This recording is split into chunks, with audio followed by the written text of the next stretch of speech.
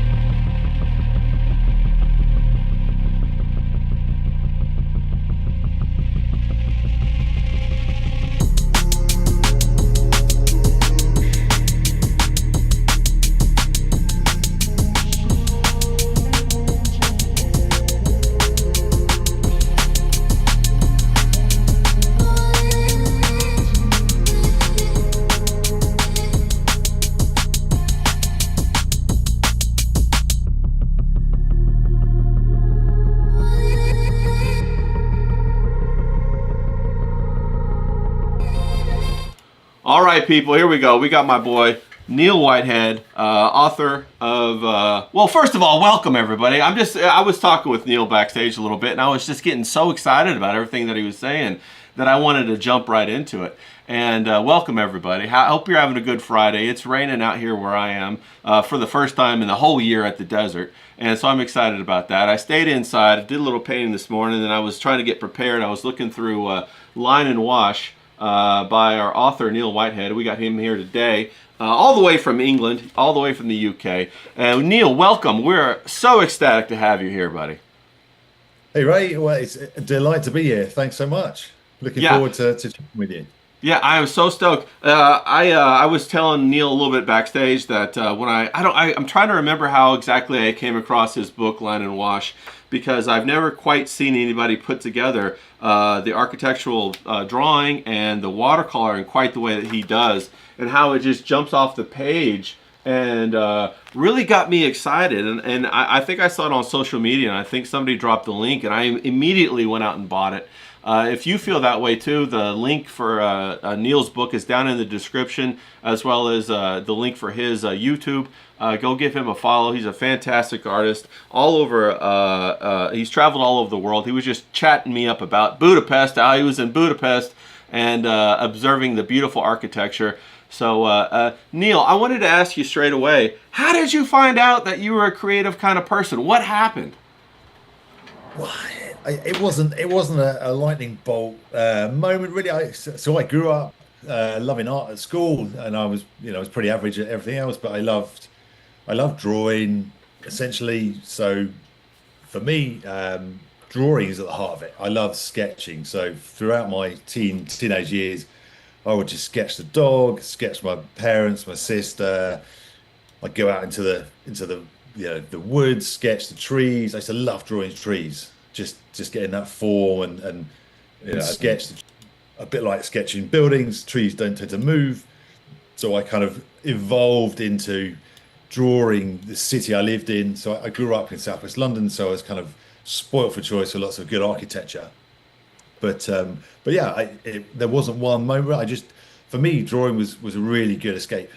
I Uh, could just get lost in sketching and drawing, did which did was, did you know, did you find that you really were drawn to that internal world? Why do you think you were drawn as you mentioned escape, and that's kind of the word I want to key on. Why do you think that was an escape? What did you have, like a crazy life, or was it a normal life, or trauma, or anything like that, and you just found like that drawing was your channel somewhere else, or what was it like?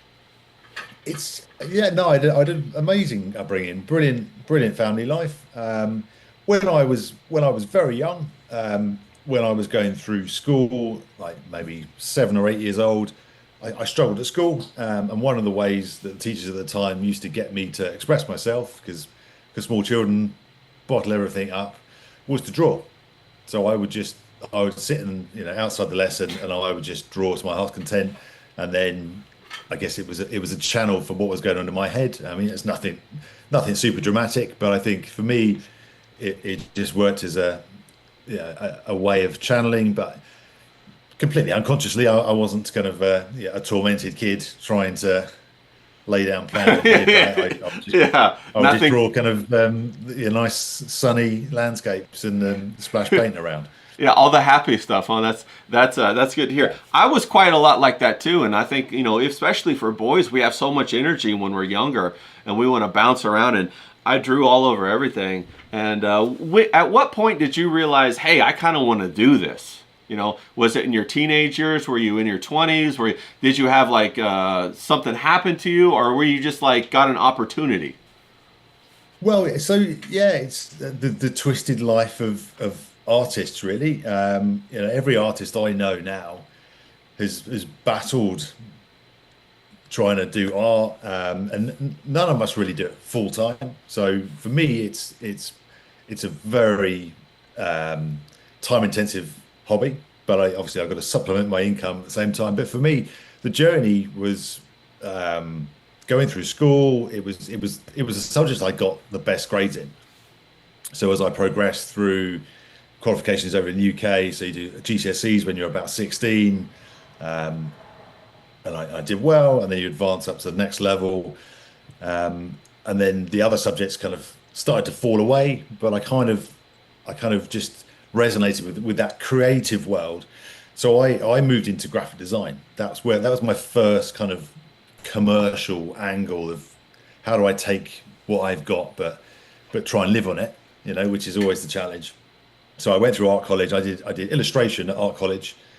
I dabbled around with fine art, and over in the UK, you kind of have to choose your kind of pathway. So illustration for me was quite nice because it balanced that creativity, but there was a bit more structure than being just a fine artist throwing paint and hoping. And then it just kind of progressed, through graphic design. And my subject was always drawing buildings. Again, I grew up around architecture, and I had a very I used to grab like quick moments. So when I was working in central London, you might get 10 or 15 minutes just to have a sandwich, and I would sketch for 10 or 15 minutes. And when you've got such limited time, you can't bring out all your kit and your tripod or your easel. It's very much that quick sketch, done, close the sketchbook, and then all of a sudden you fill a sketchbook quite quickly. And then it's kind of evolved. So I didn't really begin using watercolors. When I started out painting and drawing, I used to use acrylic paints and I used oil paints. Watercolor was like the evil triplet for me. It was the one that you couldn't undo. You couldn't rub that bit out. And I'd grown through this quite spontaneous mark making. So I wanted something quick. I was quite impatient. If I read a book, I can't wait to get to the end of it. I don't always wallow in the middle of a book. I'm like, no, let's get to the last page, even if I enjoy it. So for me, that's how that style has evolved really through probably just being massively lazy and wanted to get the sketch finished or the painting finished. But it's also what I've found is kind of is driven my style and that uniqueness. And I think everyone has that journey. And for 10 or 15 years, a lot of my work was very similar to everyone else's. I didn't really have that iconic or that style. When you all the great artists, you can say, oh, you know who done that. It's a Picasso or a Topolsky or whoever. There's something about the rhythm that really excites me. And I think when you find your rhythm, as and it's constantly evolving, but I hit upon a rhythm maybe about 10 years ago when I was out urban sketching, kind of before the massive movement really took off and it became a thing. It was just about it was that blend of maybe illustration, but also bringing in fine art. So rather than trying to capture what you can get on a camera these days, and there's nothing against artists that are brilliant, and I take my hat off to those that are just architecturally immense and everything is perspective perfect. I quite like, and what I've developed is that bit in between where it's, yes, it might be technically right, but it's also got some expression. So I was kind of bringing in different elements, and that's what has just given rise to obviously the book and my style and my color use. So it's been a long evolving journey really, and no doubt it will continue to evolve, because I think most people you naturally experiment. I know I do, and any art shop you go to, you never think, oh, I've got all the stuff I need. There's always something else you want to do. Oh yeah. Break the bank on that new paintbrush when you've already probably got one in the, anyway. This one's different. Yeah. So, I gotta have it. By far the most questions I get across social media is, what pen do you use? What paper do you use? And it's quite humbling, because when I first started out sketching and posting stuff online, you see these amazing artists, and I was the same. It's like, oh wow, how have they got that effect? And you ask, what pen is there? And they go, oh, I just used a biro. I'm like, oh no, it's blown the wrist through that. Maybe I can't do that because I haven't got that £200 fountain pen or $200 fountain pen. So I think there was a bit of like, oh, okay, actually, just sometimes you just got to knuckle down. I mean, it's good to have some base kit, but I've done sketching workshops. I was at Zurich in Switzerland. I was stunning location, and I had three paintbrushes with me in a small paint set, and one of the students came along and like unraveled like I so have much kit, seen that. I have seen that. and I was jealous. I was like, wow, can I use your stuff? But yeah, it's the journey is pretty much that. I mean, it's born through experimentation and trying to create energy. I remember my art teacher when I was maybe 13 or 14. I did a still life, with your jugs and your fruits, and it's fairly boring. And I drew it really. I was really pleased with it. It was all looked as you could see it. And I was expecting a high grade, and I got like an average grade. Oh no, but it all looks how it was. And then my teacher said to me, "Yeah, but it's got no rhythm." I was like, Yeah. "Rhythm? Like, What the hell is that? Yeah. and the penny dropped for me. It's like, yeah, absolutely. It's got no character. So then the art teacher just looked at the same scene, got out some charcoal, and just started waving these lines around. And all of a sudden, this vase just appeared out of all these lines, rather than just being one precise line. It was just this mishmash of like heavy tones, light tones, shading, a splash of white. I was like, I suddenly got it. Yeah, of course. It's come alive on the page rather than Yeah, being. of course. I love it. So that's what I'm always trying to do in my work now. If I see a architectural scene, I'm going to make this come alive. Like even the most boring, you know, block of buildings or something like that. Let's go crazy. And again, a lot of the feedback I get online is amazing. I love the colors. Or some people say, yeah, but the sky isn't green. So yeah, but sometimes it is in my head. So Yeah. that's the creative license, and I think that's the part that a lot of people fear is breaking that comfort zone. So loosening up your work and just making it yours rather Yeah. than everyone having the same kind of sketch. You've done a really tremendous job, and you kind of outlined it in a nutshell. What I was going to say, you've done an efficiency of line while keeping the whimsy with a bit commercial, but absolutely fine art. And your economy, like I said, your economy of stroke is tremendous. And when I look at your work, it encapsulates that imagination and the emotion of that moment.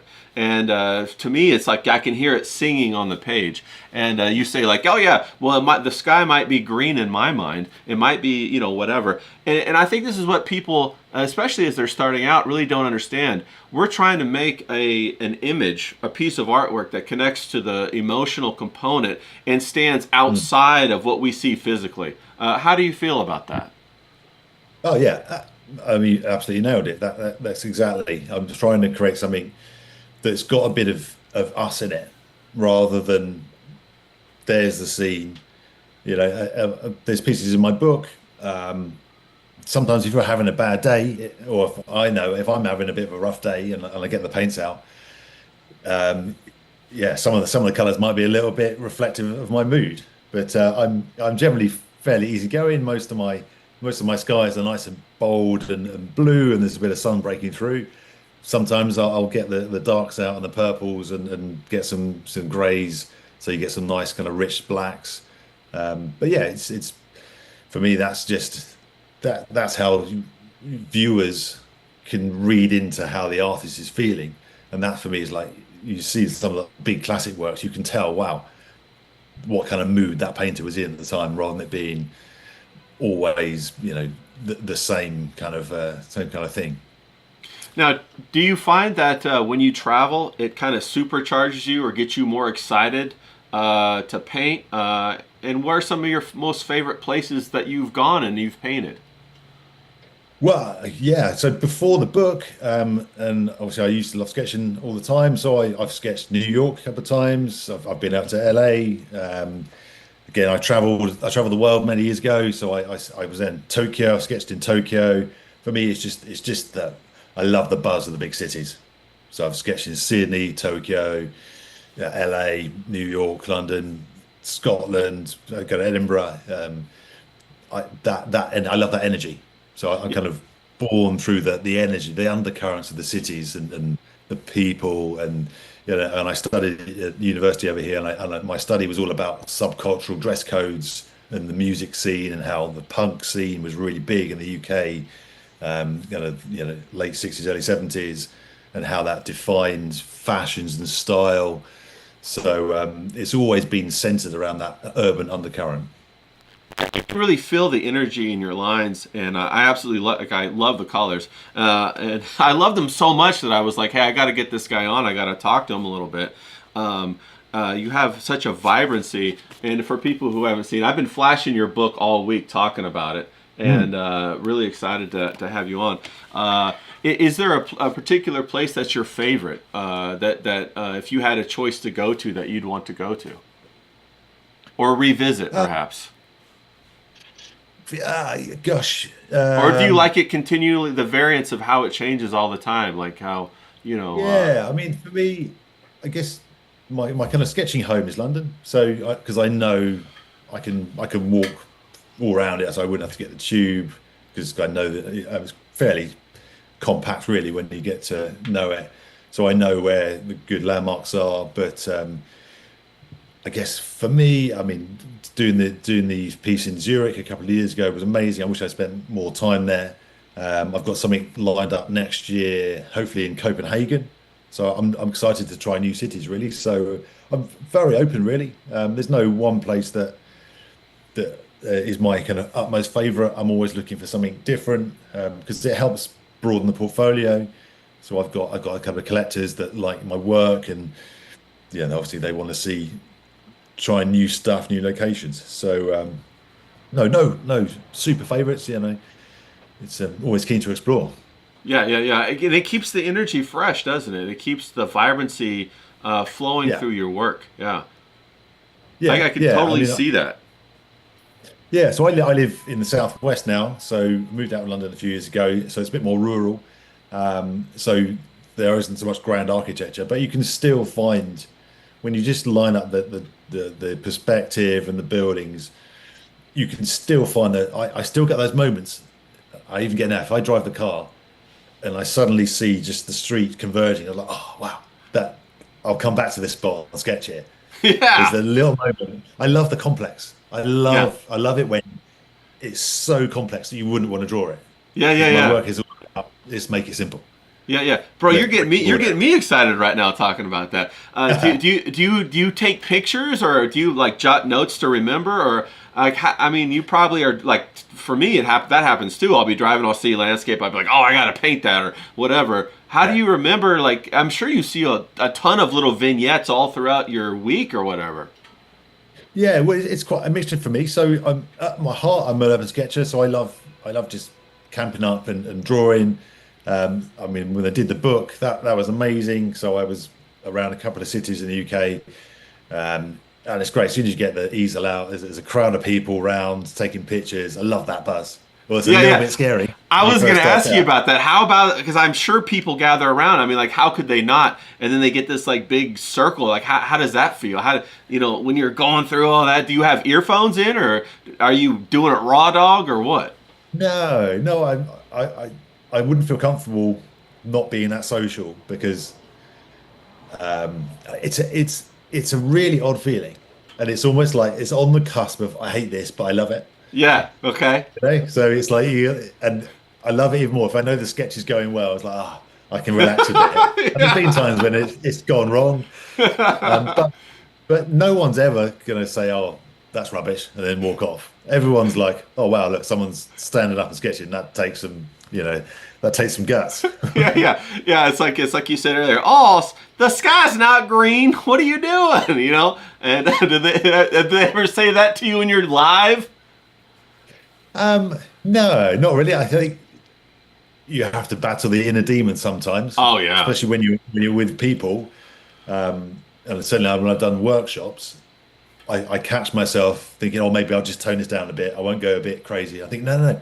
They're here because they want to loosen up and go a little bit crazy. Yeah. How have you enjoyed the workshops? Like, how did you get started doing that? Or did you ever think you would be a teacher? Or talk to me No. a little bit about that. Not at all. So, I mean, if we go back a couple of, well, 2 or 3 years now. So that's when I first I got the call or the email about the book from the commissioning editor.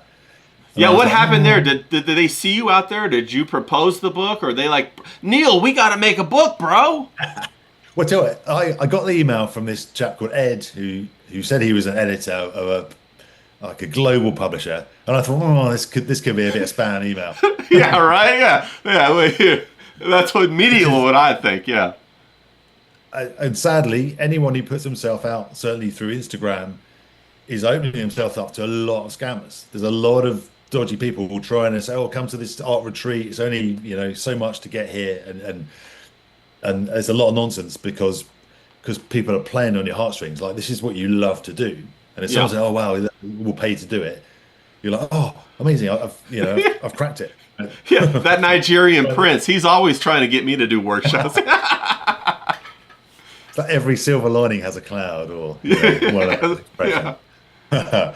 So I got the email from this guy, and I thought, oh yeah, mate, I might leave that. It just could be, it just could be a bit speculative and busy lifestyle.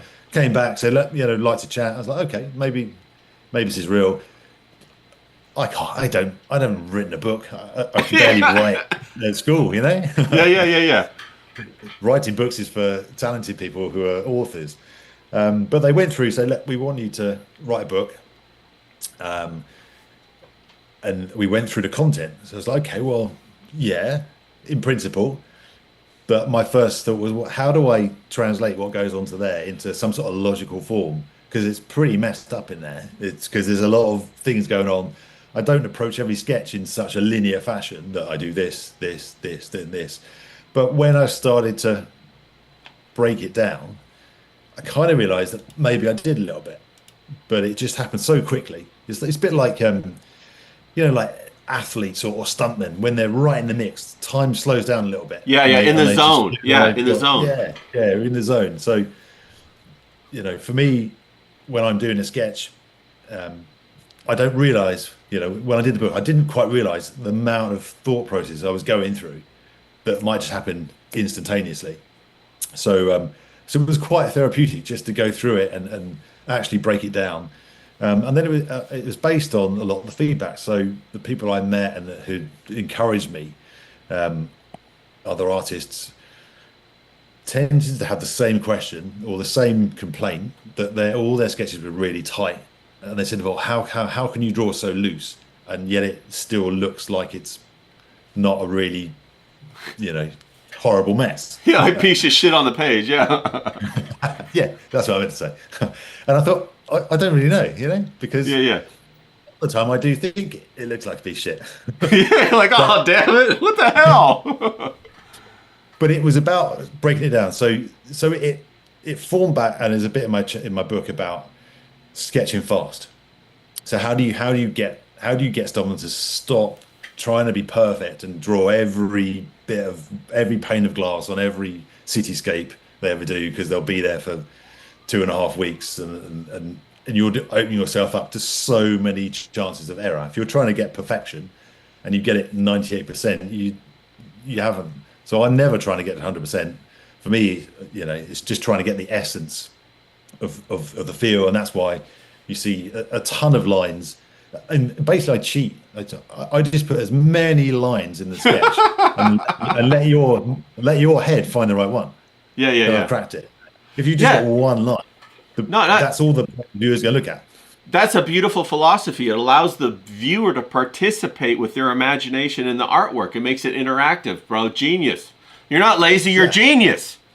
So again, a lot of feedback is like people see animals in my work, and like I'd never even noticed it. And a lot of people say, "Oh, I see a cat in your sky," and you look back, and, oh my goodness, yeah, There it is. there's a silhouette of a cat just floating in the sky. So yeah, it's the happy accidents. But yeah, it's So it's a when you funny were approach. making, so when you were making the book, did you have to do it all yourself? Did they help you? I mean, because you did a great job in the book. I thought, Yeah. I've got a ton of art books. This book is straight to the point. It's efficient, minimalistic. It gets down there. It delivers.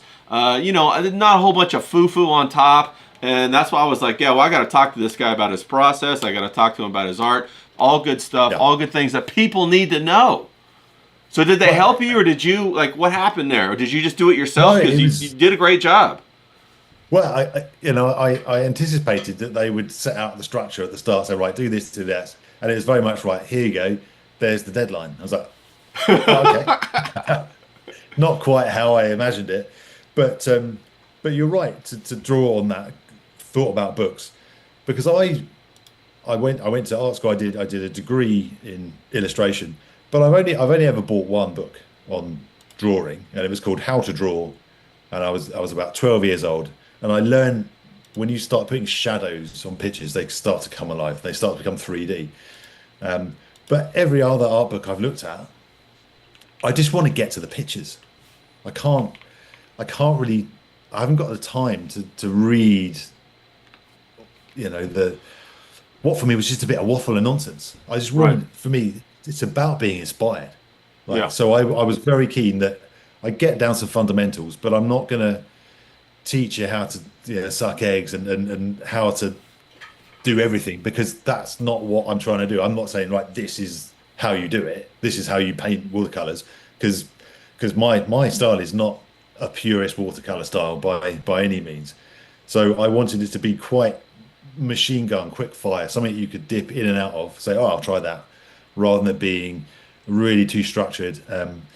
And books that are 300-400 pages long, and the opening sketch is like just a masterpiece. And like, how do I get to that? Yeah. I wanted to have little stepping stones. Yeah, the classic A to B. Now that's the great thing I love about your book, though, is because like there isn't all that big dialogue, that big text. There's a lot of images, and it's really inspirational. And I found that, like, hey, deal with the psychology, deal with the mind, deal with the emotional component. There's thousands of videos now out there to tell you exactly how to put down a line or put down a wash. But there's not a lot of communication about the psychology of it, about like what you said earlier about trying to capture the essence, put a whole bunch of lines to get the interaction between the viewer and the artist. And that, to me, that's what separates good art from great art, is that you get that interplay, and you've definitely done that. So I think that's fantastic. Yeah, I appreciate that. Thank you. One of the sketching styles, and there's a bit in my book again also, is it's almost like overlaying the scene 2 or 3 times. When you've got lots of movement of people and traffic, include that in your sketch. So what was there 5 minutes ago is in the sketch now.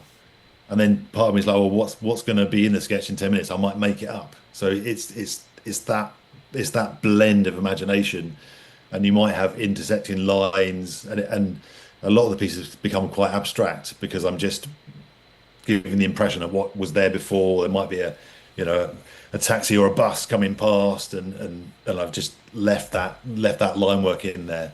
So a lot of the time, the lines are very meshed up, and I kind of call it like a spider web. So you just see how it all knits together. So it's almost like if you were to draw the whole scene with like string, all kind of like kids' toys, and just that kind of that meshing spider web. Yeah, it's really a management of like an abstract thought process. And it's really beautiful because you have things that, like you just said, like a bus will move through and it might leave an echo inside of the painting. But you capture that, and you capture those emotions. And you could feel the energy come through the page of that city or that scene or wherever you're at. And it's a tremendous kind of thing, and a little nutshell of a book right here. So you delivered the book, you dropped it off. Of course, your publisher, were they excited? Were they not excited? How'd that go? Yeah, so I showing through a lot of the content, and then part of the book had 2 photo shoots, so they were about 6 months apart. So I did the first one, which was I think that was that was probably southeast London, UK, which was great. And then the sketch I did, the first sketch is the front cover of the book, so that was like the first one off the bat in the morning. Banger, bro, Yeah. Banger. Nailed it. Yeah, nailed it. Like right out the gate, bro. That felt great, didn't it? Didn't that feel fucking good? Hell yeah. Yeah, I mean, I didn't know it would become the front cover. That wasn't my decision, but I just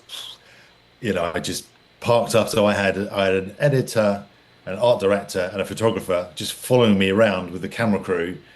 And I go, right, I'll stop here. And then they camped up. I've got a tripod with a wooden platform that sits on top. So I like to sketch standing up. Yeah. And then I would just sketch, and then I would just there's a camera there, and then there's people walking around like looking, who's this celebrity? It's like no, I'm just Yeah, do they and think you were a random bit, sketch. yeah, a bit posh, or in that how you say, oh, it's a bit posh over there. Who's this famous guy? Yeah, it's bizarre. Yeah, some people come over and certainly in London where you got lots of tourists, they come over taking pictures. I had someone try to buy one of my sketches. I was like, no, I need it for the book. Now, have you found like when they came up and tried to buy it? Did they? I encounter this sometimes. People come up and they go, "Okay, let me give you $20 for that." And you're like, $20? Get out of here! What are you thinking? Like, Yeah, I didn't offer any money. I mean, like, they asked the question, and I was like, I wasn't in the zone to start doing business in the street. But yeah. Yeah. yeah, it's super exciting, and I've done workshops since then. When we launched the book, I did a thing, a big bookshop in the UK, and then the demo piece was done, and this guy came over and said, "Oh, can I look through your sketchbook?" "Oh yeah, here you go." He said, "Oh, can I buy that one?" It's like, I mean, it was like one of these in here. It's like, no. Yeah. How am I gonna take it out? That's not gonna happen. That's fun. How was the transition to the workshop? Had you taught before, or did you find that intimidating? Or did you like swing right into it? Well, yeah. So again, good journey. So we got the book to a good place. It then obviously takes a few months to get edited back and forth, and during that time, I got talks to go out and do some more workshops. This is one in Switzerland. I'd done previous ones in the UK, and it's great because I started to just work out the kind of the roadmap for the training. So for the workshop, so you just go through loose sketching, then introducing color, and I've done workshops now at a host of schools for really talented kids who just want to do something different and essentially throw stuff around and get messy with some paints, which is perfect. And yeah, they're just going to evolve from there, really. So I understood the beauty of teaching my work is I suddenly realized you haven't got to do it different every time. It's the same workshop, but I just get a bit better at delivering it as the more you practice and you can help people. So it's evolved quite a bit. So I've done a few workshops abroad, and then one of the big launch for the book over here. We did it at the Waterstones, big UK bookstore. I'm not sure if you've got them in the States, but yeah, the biggest bookshop in Europe. So it was a big event. There's all banners there and lots of journalists and press. So it's great. But yeah, I had a host of people pre-booked, and I said, right, okay. I had to use some photography, so some scenes to work from, and I passed it around. Said, right, okay, I want you to draw that scene in 1 minute. And everyone looked at me like, what? Like, what? Are you crazy? Yeah. So I immediately kind of like right in the ribs at the comfort zone. No one was ready for it. And hell yeah. And all of a sudden, you had some people that had drawn like one line, and then some people were just like this page of like chaos. It's like, yeah, great. Now we refine it. Right, now you got 5 minutes. But it was going through the process, right? I want you to draw, but you can't take your pen off the paper.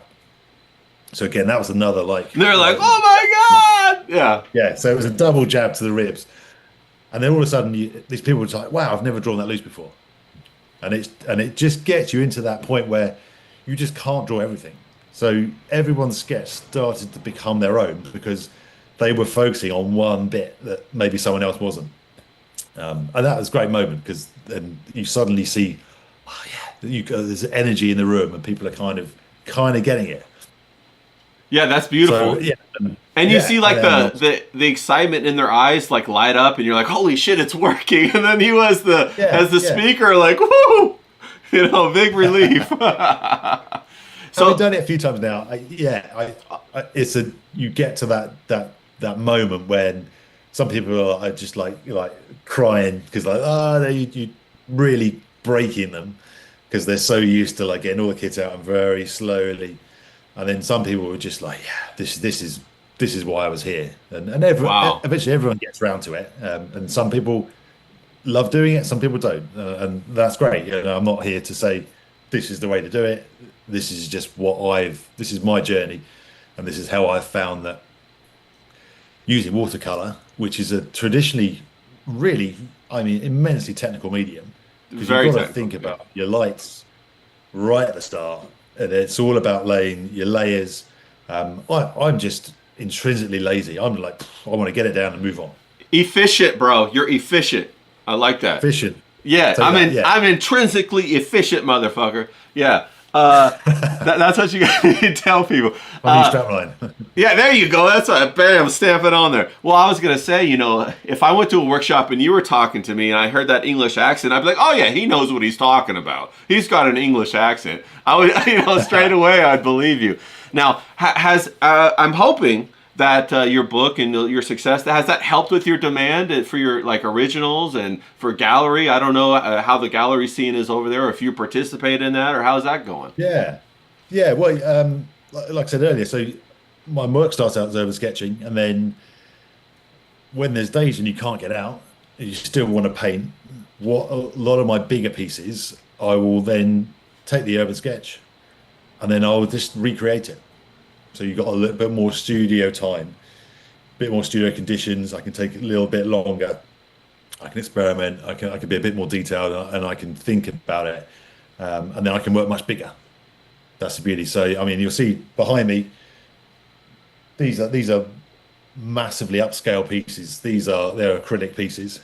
So I've upscaled those maybe twice. So I've gone from maybe a small sketchbook up to a larger watercolor, and then I might take it up again because yeah, that's just the journey of that sketch. It's kind of it's morphed into my imagination, but its roots were in that first kind of drawing sat on the street on the step, dipping your paintbrush in your coffee. Yeah. Have you done that? I've done that so many times. Oh yeah, no, you Like, never oh, put your what water and happened your if coffee I? next to each other. Well, that's why I started drinking with a straw, so that I would know that this is not my dip one. Because people make fun of me for having a straw. I'm like, well, I got tired of drinking my paint, bro. Come on, give me a break, Jesus. Right.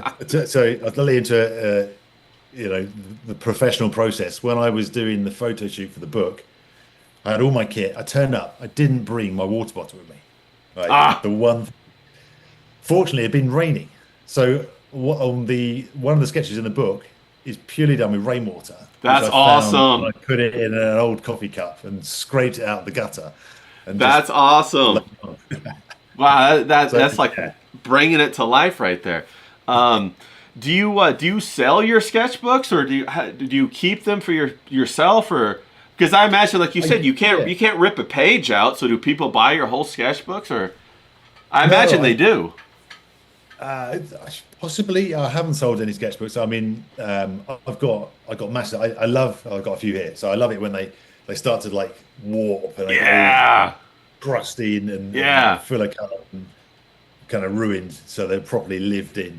And then obviously I'll upscale stuff. So I've sold, yeah, a good selection of larger watercolors. So I've sold stuff through the Saatchi Arts, so global kind of art dealer, and I've had pieces asked for at exhibitions kind of across the UK. So just kind of certainly when they have like more urban themed exhibitions, about going into that world, the curators are very tight on what their clientele and their gallery wants. So you have to be kind of right in their focus on what they know is going to sell. And yeah, getting into galleries is a whole new world for me. It's been quite a good learning curve because 90% just it's not. Yeah, you've got to find the right gallery for you. That's the thing. Yeah, It's like they've got to pay the bills. yeah, it's like a little vein of gold, really, right? A whole bunch of rock and Yeah, that little tiny vein that runs through. And have yeah. you had any kind of really surprising things happen to you that you've just been like, wow, I can't believe that just happened? Like I know the book is one of them. Like you got a prints of Nigeria calling you up doing a book, and he's actually a real prince. You know, he's the only real prince on there. Well, so before the book, during the lovely times of lockdown, I spent a lot of time in my garage painting before I had this lovely, nice little studio built. Um, and I painted this piece, quite a dystopian architectural piece, big, it's like a meter by a meter and a half. So I was working every day for maybe 2 or 3 months, just tinkering every day, and then I put it on for sale, and bang! I got an offer, and I put it on at a silly price. I thought, who knows? Let's just try it. Hell yeah, And hell yeah, yeah. it was big bucks, you know. So I was like, wow, that's a bit, that's amazing. And Yeah, then $1 million. well, then I was in the predicament. So the guy who bought it basically lives the other side of the country, so hundreds of miles away. He said to me, "Oh yeah, can you get it to me?" I was like, What? "I got no idea how to do this. Yeah, this is in the height of lockdown, so there's a lot of restrictions on travel and what have you."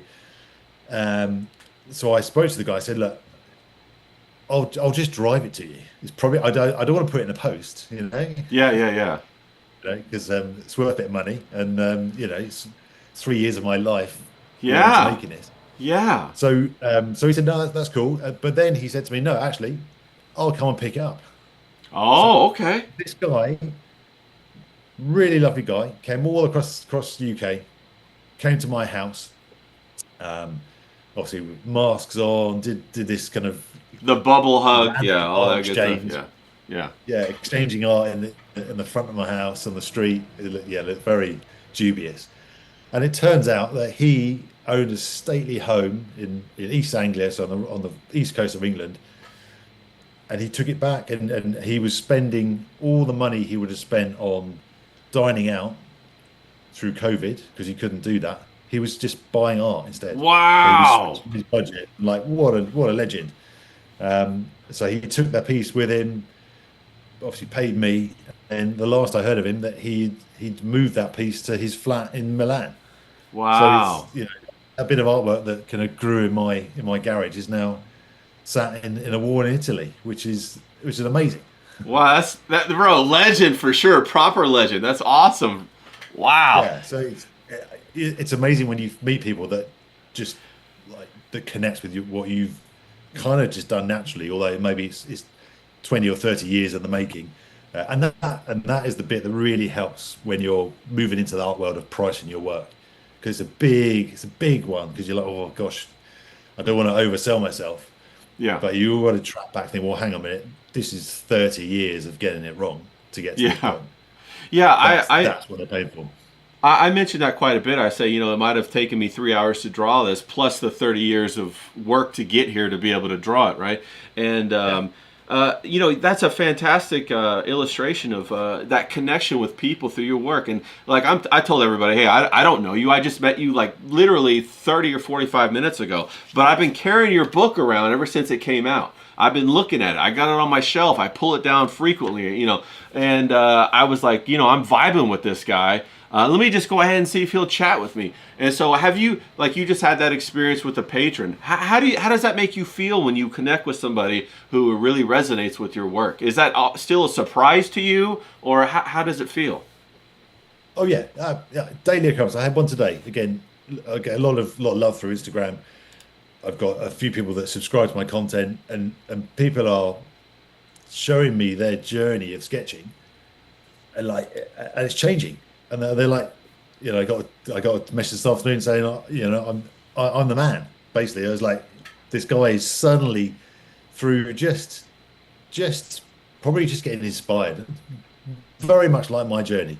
And one of the things I say is, the more I get involved in my art, the more I look at other people's art. That's the best bit, because you That's can the never truth. sit still, constantly getting inspired and get to galleries, meet people, absolutely meet people. That's the key.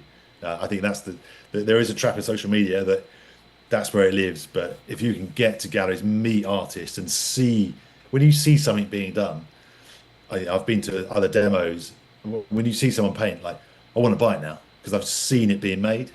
Yeah. If it was just presented, like I wouldn't have a connection with it. That's when you get that emotional hook, and that is Yeah. powerful stuff. Yeah, and then you start to really build an appreciation for that artist and that style. I've got a couple of pieces here from a oil painter, and they're just little tiny landscapes, and I fucking absolutely love those things, and I think about them Yeah. all the time. And that's the truth. You really have to connect with the person. And you know, art is really a reflection of the psychology, isn't it? You were talking about how you were putting all these lines down and trying to be minimalistic and being very efficient with your lines and your strokes. Not lazy, but efficient. And I knew right away that we would get along because of the way that I looked at your artwork. I said, okay, this guy's going to be a fun person to talk to. Do you find that surprising, or do you find that to be true, or no, or what do you think about that?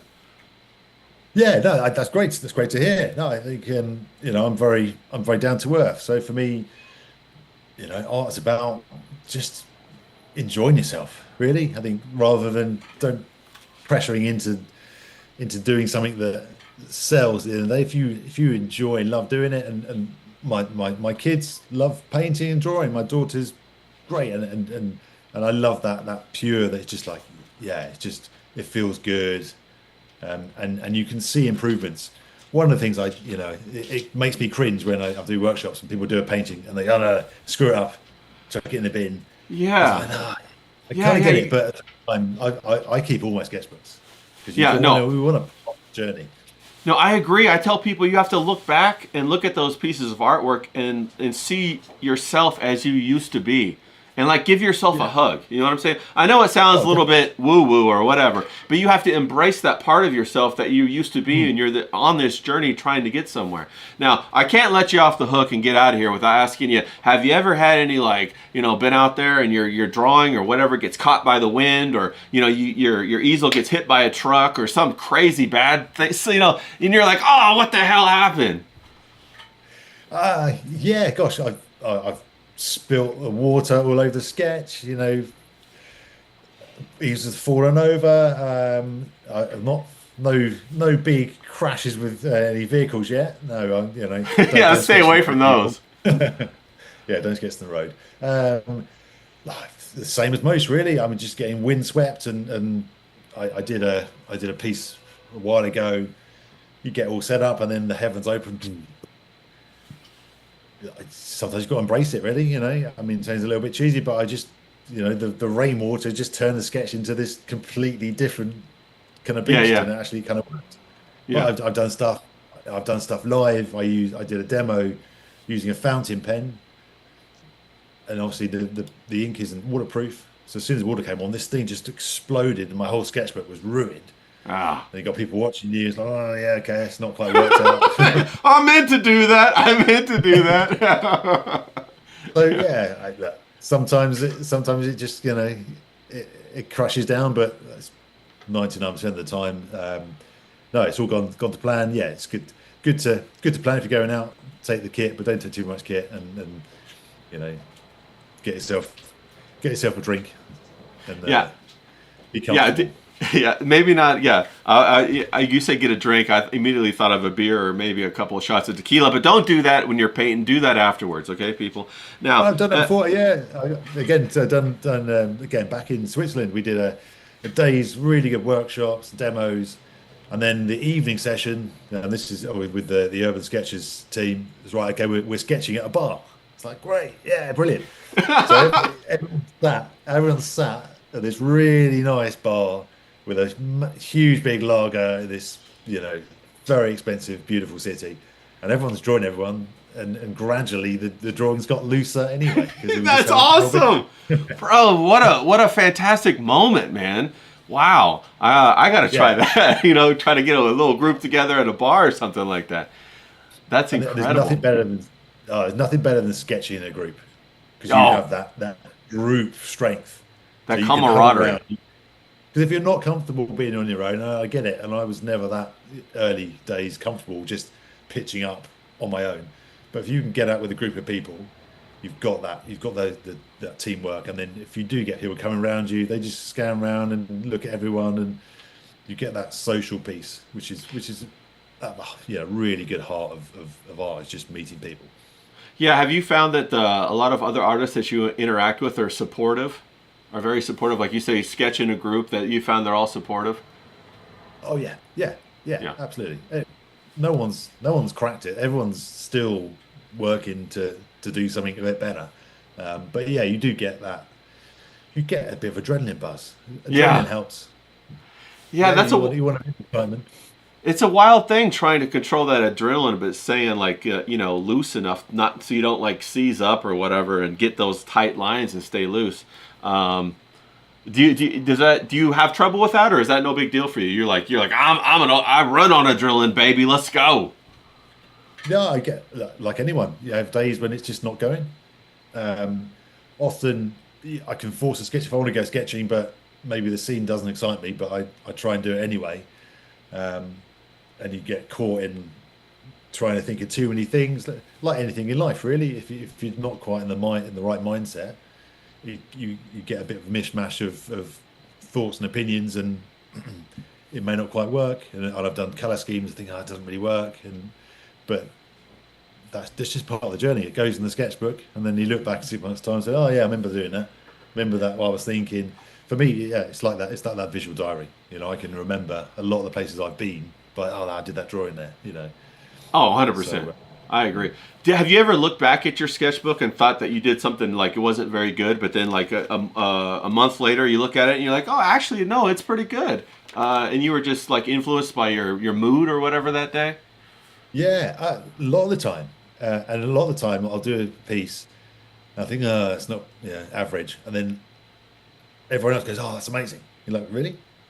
Like, and they see things that, or interpret sketches like that. I didn't mean that at all. Completely misinterpreted it, but that's why they love it. And I was like, Yeah. do you own up? Say no, I didn't mean to do You're like, oh, no, I meant to that. do that. Yeah, I meant to do that. But Yeah. I think I tend to just keep quiet because actually that's the beauty, because that's why some people love bits of art. If you go to see like a Mark Rothko, like very contemporary patches of color, some people think no, that's what you're buying, but some people they just look at it for hours, and it connects with like maybe a memory of theirs, or an occasion, or a sunset, or a seascape, and it just you feel the neurons meet, and no one else is getting that connection. That's the beauty spot. Wow. Yeah. That's incredible. We're coming up on the top of the hour, so we're going to wrap it up in a second. But I wanted to ask you before we did, what kind of a piece of advice would you give to anybody that's just now picking up your book, Line and Wash, and they're going to maybe go out and urban sketch for the first time, and they're looking at it like, oh wow, it's this big scary mountain that I'm going to climb. Now, what do I? But I want to do it. What do I do? Or what piece of advice would you give to them? Yeah, well, look, you're on the journey already. You want to do it, so absolutely. There's something inside your mind that's telling you, let's give this a try, and that's great because it's about just pushing that comfort zone a little bit all the time. I would say, as I've mentioned before, don't get consumed by all the kit. Start small. Just get pen or pencil. It can even just, in my early days, I was just a sketchbook and a pencil. You don't have to get consumed with all the kit. So I would start basic. Don't get caught in the trap of buying tons and tons of kit, and just kind of, yeah, work fairly loose and small. Don't try and capture the whole scene. Maybe just start with capturing small elements like doorways, if you want to do architectural stuff, or if you want to just sketch people. Just keep the pen nice and loose, or the pencil. Again, probably one of the biggest tips I give is, if you hold the pen or pencil further down the end nearest you, you have a bit less control, but it gives you that much more of a nice fluid line, and then you can get this different kind of line weights rather than holding it right near the nib, and it's kind of rock solid. That's when you've got that tension. So maybe just kind of relieve the tension by kind of moving back down the back of the pen. That's a fantastic tip that a lot of people probably overlook or don't even think about. They just automatically pick up that pencil and they grab it as hard as they can and start going to it. Fantastic conversation. I really appreciate it. Now, are you sure you don't have like a magical $300 pin or something like that you're hiding that people need to buy? I'm just kidding. I'm just kidding. Plenty of stuff on my website. So I've got some big originals and plenty of watercolors. There's some inspiration on my YouTube. So Yeah, feel where can free to- people find you? I'll put your website down below. He has fantastic original art. Go buy it, please. He's got fantastic. Go watch his YouTube. It's fantastic. If he does any more workshops, go to the workshops. Buy the book. If this excites you, buy the book and get after it. Where can people find you, Neil? neilwhitehead.co.uk. Plain and simple, that's my name. Yeah, go on there. You can read about my book. There's links to where to buy it. And Ray, let me speak to publishers. There might be a way we can sort out a little discount code for your viewers. So Okay, I'll let you know. fantastic. Yeah, let me know about that because I'm going to keep. I've been pumping your. I haven't been pumping your book because I'm trying to sell it. I've been pumping it because I've been using it and loving it and like drawing these washes.